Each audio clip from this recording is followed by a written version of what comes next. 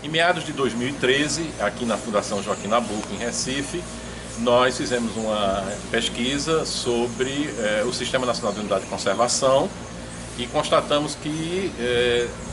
existiam 14 unidades de conservação de proteção integral no bioma Caatinga. Então o projeto foi aprovado nas instâncias da Fundação e em seguida nós temos um acordo de cooperação técnica com a Universidade Federal de Campina Grande para, junto com professores da Universidade e pesquisadores da Fundação Joaquim Nabuco, a gente avaliar o estado de conservação dessas unidades de conservação nos últimos 10, 12, 15 anos, que é justamente desde o período de criação do Sistema Nacional de Unidade de Conservação. Esse trabalho, houve um trabalho de campo muito grande, fizemos expedições de campo às 14 unidades de conservação e nesse trabalho de campo antecedeu um uso de imagens de satélite. Então nós usamos séries temporais de imagens de satélite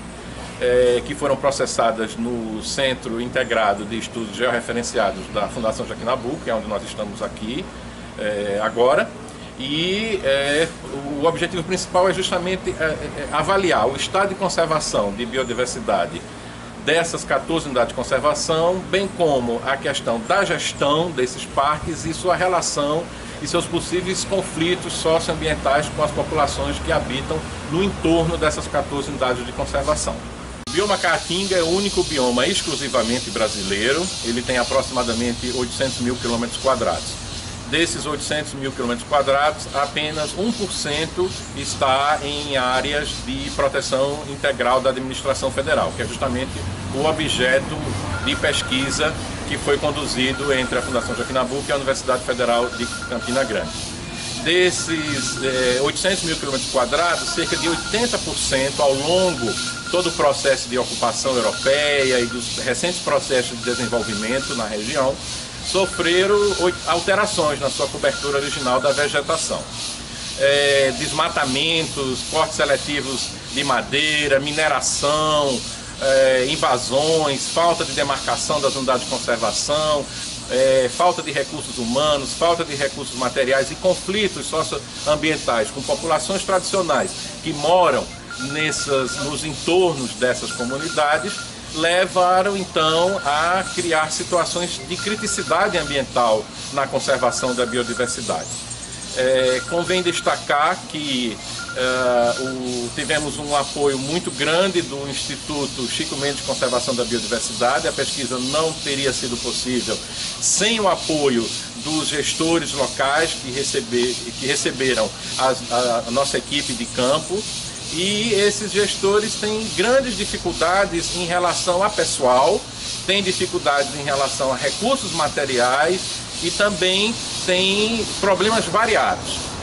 Não podemos afirmar que os problemas são iguais nessas 14 unidades que estão distribuídas ao longo do bioma Caatinga, em todo o Nordeste brasileiro e no norte de Minas Gerais. Esses problemas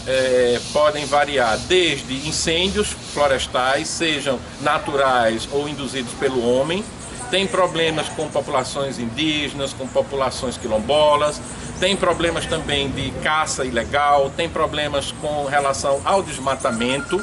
E de tal forma que, considerando as análises das diversas imagens de satélite e das diversas técnicas de processamento digital de imagem que nós fizemos ao longo da pesquisa, que durou de dezembro de 2013 a dezembro de 2016, podemos afirmar que, sobre o ponto de vista da conservação da biodiversidade, que é uma determinação legal quando da criação dessas unidades de conservação, podemos então afirmar que, atualmente, o bioma Caatinga e as unidades de conservação estão em risco. Como recomendações, após esses 3 anos de pesquisa e de todos os estudos com imagens de satélite, índices de vegetação, a pesquisa de campo, entrevistas que foram feitas com os gestores, com os brigadistas, com populações do entorno, podemos destacar que o problema da gestão nessas unidades não é local, mas sim federal. O problema, no nosso ponto de vista dos pesquisadores, está na pouca ou quase nenhuma atenção que o governo federal, especialmente em Brasília, dá a essas unidades de conservação do bioma Caatinga. São lugares que muitas vezes têm uma infraestrutura já construída e que não tem condições de manutenção. Às vezes o próprio gestor usa recursos próprios para colocar combustível, para consertar um automóvel, ou então que no sistema de controle do Ministério do Meio Ambiente diz que tem 8 automóveis, mas apenas um está em condições de funcionamento. Então as principais recomendações têm a ver com contratação por via concurso público para aumentar o efetivo de analistas ambientais e de técnicos especializados na conservação e no manejo dessas unidades de conservação, bem como mais recursos para a própria infraestrutura, regularização fundiária, embora algumas tenham 100% da área regularizada, outras não chegam a 50%. Demarcação dessas áreas e principalmente uma política de educação ambiental para que as populações do entorno possam compreender a importância não só da conservação e dos serviços ambientais que essas unidades prestam não só à comunidade científica, mas a essas populações do entorno, mas também em relação ao desenvolvimento sustentável. A riqueza faunística e florística que existe nessas unidades é um patrimônio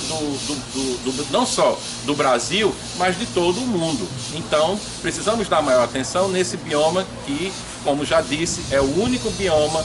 exclusivamente brasileiro e o menos estudado até agora.